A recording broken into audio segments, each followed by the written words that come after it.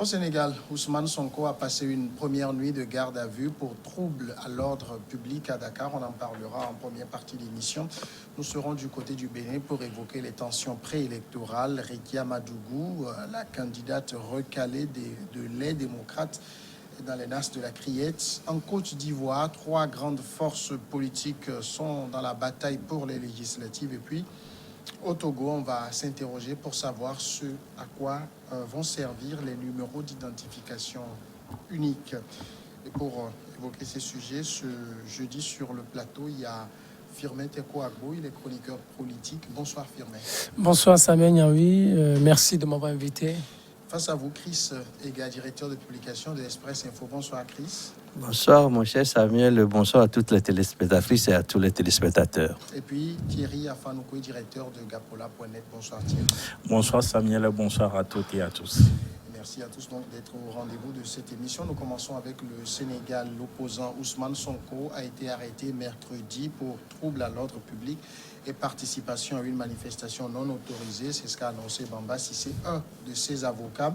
Le leader du Parti patriote des Sénégalais pour le travail, PASTEF, l'éthique et la fraternité, était en route pour déféré à la convocation du juge d'instruction du 8e cabinet après la levée le 26 février dernier de son immunité parlementaire dans une affaire de viol répété et menace de mort. Chris Ega, l'arrestation de Ousmane Sonko, on parle de trouble à l'ordre public, alors qu'on sait pertinemment que ce n'est pas lui qui a volontairement orchestré ces troubles. Est-ce qu'on ne doit pas conclure qu'il y a de toute façon une volonté de l'arrêter pour quelque raison que ce soit? Oui, je crois que je pense exactement comme toi, mon cher Samuel, parce que ça a été une mobilisation spontanée. Et puis cette mobilisation-là était dans l'air depuis quelque temps, depuis que cette affaire de viol a commencé. Je crois que l'opinion, en tout cas en faveur de cet opposant, est sensibilisée sur le fait que il s'agit d'un montage. Je crois qu'on ne peut pas ne pas penser à ça, parce que vous savez, surtout que celui-là, il est maintenant le seul opposant en face du président en exercice et puis qu'il accepte maintenant d'aller comparaître et que c'est justement chemin faisant et qu'il se fait arrêter parce qu'il y a eu trouble organisé ou bien spontané. Trouble organisé par qui? Je crois que c'est les gens qui, voyant les militants, qui voyant que leur leader est en train d'aller, ils l'accompagnaient. Je ne sais pas si, entre-temps, il y a eu pause quelque part pour qu'ils puissent leur parler, leur dire, par exemple, de ce mouvement, de le suivre. Mais il n'y en a pas eu, justement. Et pourquoi on l'appelle, on l'arrête maintenant pour trouble à l'ordre public? Surtout que on peut tout simplement le laisser aller. Et je crois que disperser la foule, si tant est que cette foule-là mérite d'être dispersée, le laisser aller, ensuite évoquer aussi cette affaire. Mais pourquoi alors l'arrêter? Je crois que ce que j'appelle brutalité policière, on n'a pas droit de citer, surtout au Sénégal, où on espère que la démocratisation est en marche et que tout se passe de mieux là-bas que un peu partout, que ce qu'on observe un peu partout en Afrique. On ne comprend pas très bien, on attend peut-être le temps pour mûrir cette affaire-là, pour que nous puissions avoir une meilleure analyse de la situation. Mais ce que je peux dire d'entrée à chaud, c'est que je ne crois pas que cela soit une urgence, qu'on l'arrête, parce qu'il représente quelle menace. Je crois qu'on aurait pu attendre un peu, soit rester pondéré pour que les faits se comptent par eux-mêmes et non devancer les choses pour dire qu'il fait entorse à l'ordre, entorse à la sécurité publique. Je crois que cela est un peu, à mon sens, tiré par les cheveux. Alors, on ne peut pas affirmer, parler de cette... j'allais dire interpellation d'Ousmane Sonko sans dire qui il est. C'est un homme politique, 3e à l'élection présidentielle dernière. Tous les pronostics le donnent véritablement en pole position pour les législatives de 2024. Est-ce qu'aujourd'hui, on est dans une opération d'abattage d'un adversaire politique? Oui, d'un adversaire politique, quelqu'un qui arrive en 3e position, Et aujourd'hui, et dans quelques petites années, on aura encore les législatives.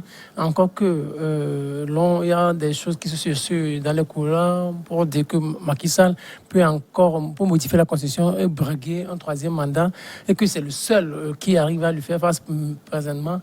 Mais je pense qu'on est en face d'un adversaire politique.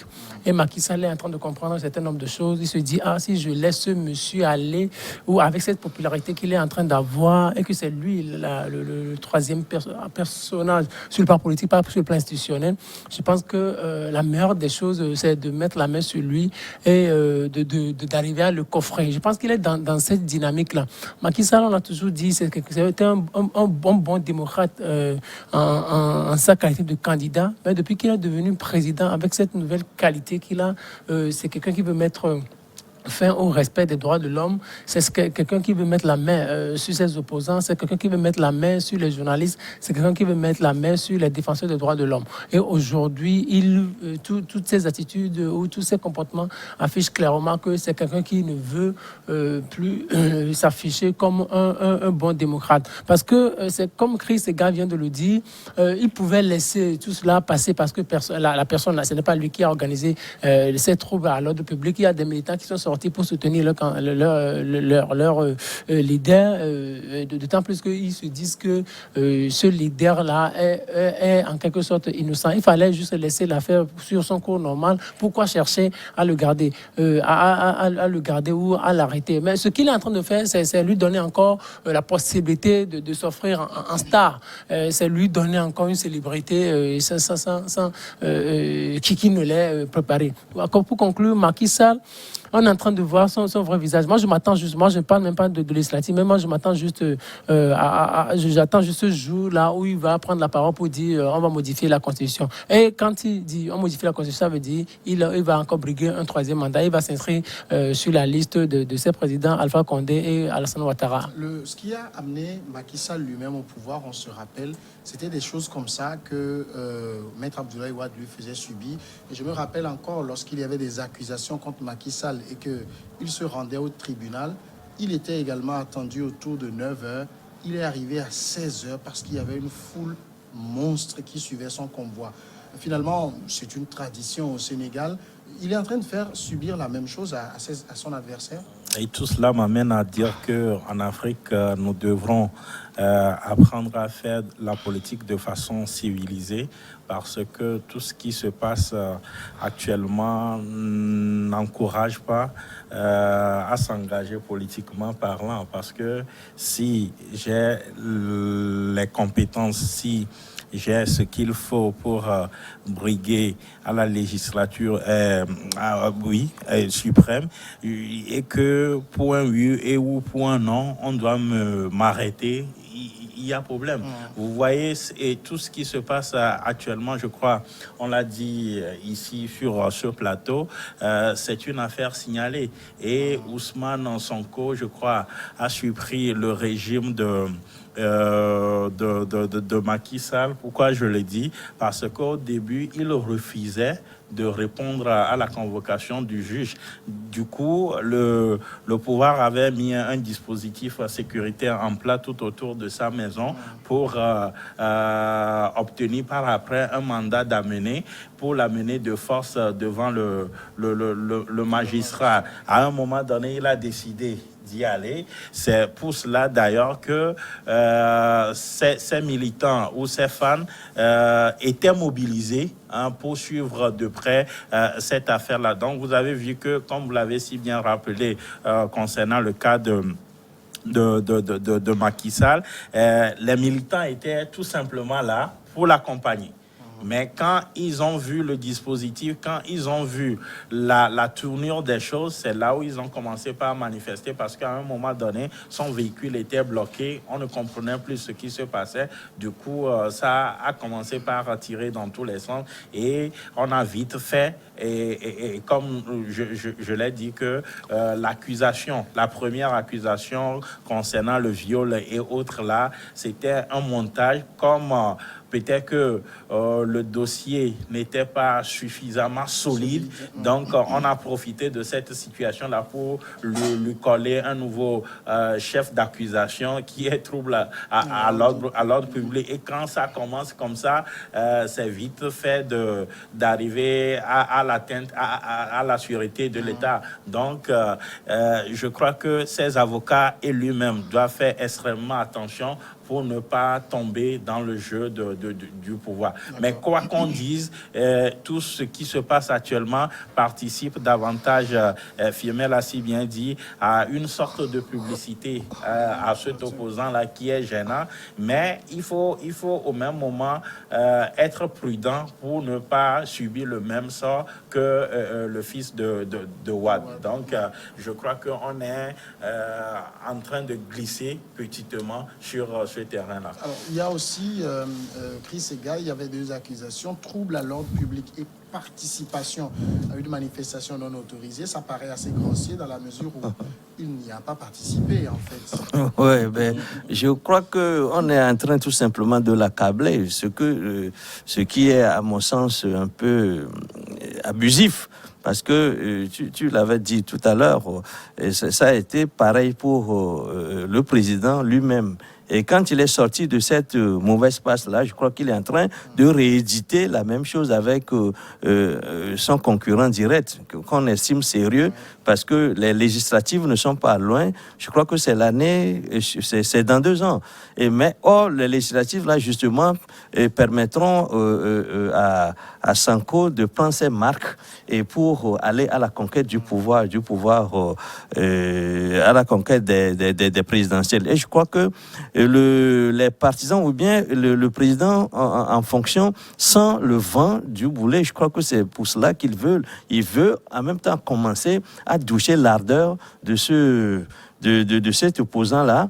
Mais cela faisant, je crois qu'il est en train de donner du vent au voile de celui-là, parce que c'est en l'intimidant, en faisant en sorte qu'il ne participe pas à la course, à ces élections-là, qu'il justement il lui donne du poids, un poids électoral. Il est en train d'étendre tout simplement son poids sur l'échiquier politique. Et on espère qu'il va décélérer dans cette offensive qui est engagée contre cet opposant-là.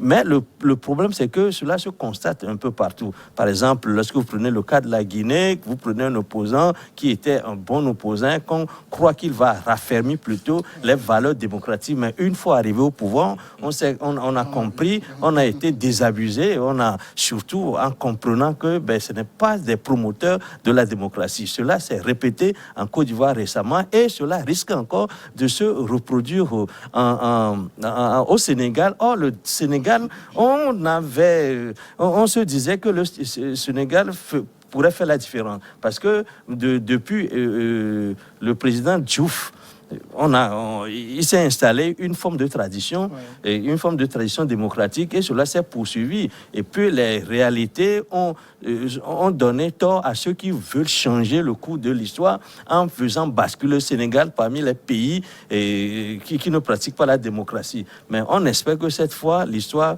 va se répéter de telle façon que le Sénégal ne bascule pas dans le camp des pays antidémocratiques. On espère que le président en fonction, va décélérer pour que la démocratie puisse avoir pignon sur rue. Si aujourd'hui, après 30 ans de combat démocratique, on en est là, je crois que c'est tout simplement dommage pour l'Afrique. C'est l'Afrique en ce moment-là qui s'infantilise elle-même parce que on dit que les présidents...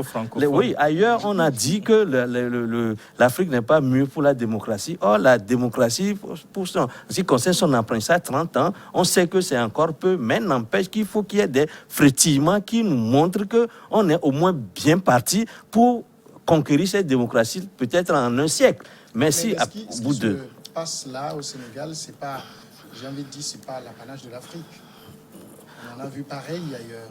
Oui, c'est que on a l'impression qu'on est en train de reculer. Parce que quand ça avait commencé en 90, on s'est dit que nous pouvions traverser une époque de balbutiement pour atteindre une forme de stabilité. Mais on en est encore loin parce qu'entre-temps, il y a eu de l'éclaircie en matière de conquête de la démocratie. On avait constaté, on avait cru comprendre que cela pouvait mieux aller avec le temps. Mais seulement le temps passe et on se rend compte que le temps nous aide plutôt à aller, à faire une marche, à reculons. Je crois que c'est ce qui est dommage.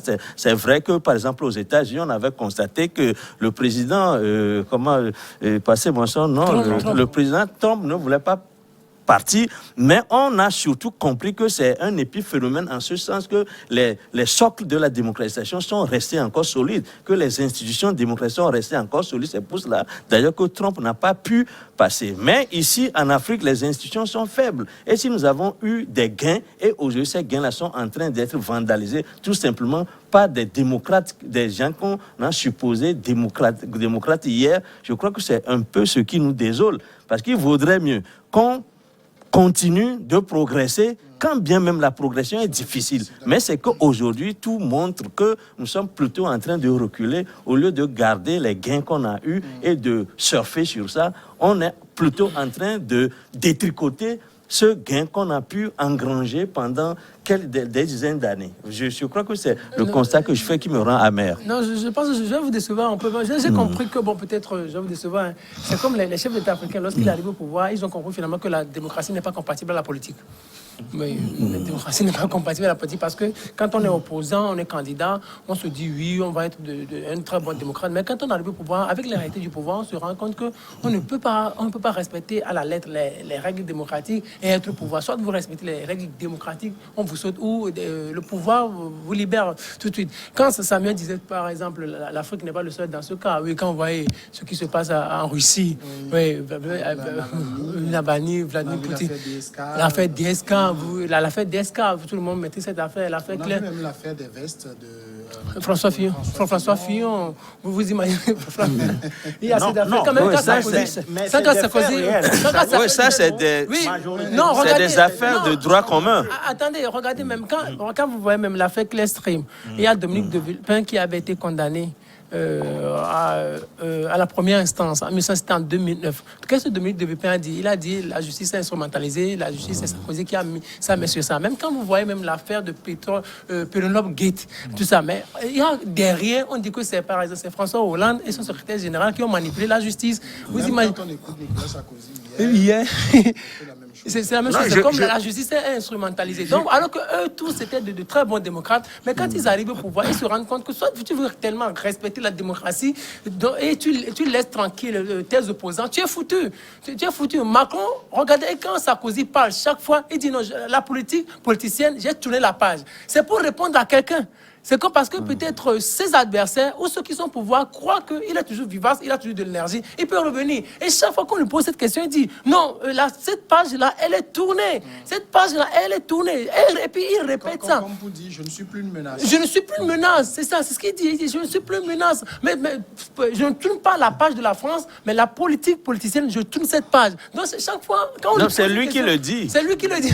Non, ses adversaires savent que Sarkozy est capable de tout et peut manipuler les choses. Donc, juste dire qu'en réalité, ces hommes politiques, ces chefs d'État, les Macky Sall, les Ouattara, les Alpha Condé et d'autres, donc quand ils sont là, quand ils sont candidats, ils se disent la démocratie c'est une bonne chose. Mais quand ils arrivent au pouvoir, ils remarquent que la démocratie c'est un danger pour la conservation du pouvoir. Je pense que c'est la même chose qui est en train d'arriver aussi à Macky Sall. Il se dit si je laisse cet opposant-là maintenant, dans 2 ans, 3 ans, il va avoir une majorité confortable à l'Assemblée nationale. Je serai obligé de respecter la Constitution et je le nomme Premier ministre. Ça sera la cohabitation. Et maintenant, cette période-là va m'être difficile. Et maintenant, si j'arrivais à avoir l'envie de me représenter encore, que deviendrais-je? Soit avec lui, soit je n'arriverai pas à modifier la Constitution, ou soit je modifie la Constitution, peut-être avec la présidentielle, je vais tout perdre. La meilleure manière, c'est de le bloquer, de mettre la main sur lui pour le moment. Alors permettez 1 minute de pause et on revient pour continuer ce débat sur le Sénégal.